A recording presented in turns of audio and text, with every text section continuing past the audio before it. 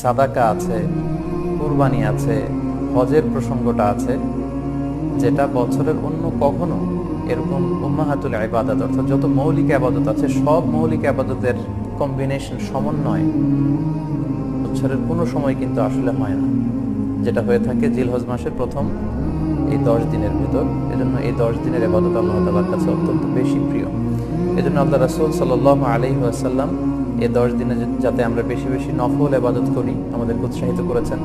পাশাপাশি আমরা যেন বেশি বেশি তাহমিদ, তাহলিল, তাকবীর দিয়ে এই 10টি দিনকে মুখরিত করে রাখি, এজন্য তিনি আমাদেরকে আদেশ করেছেন।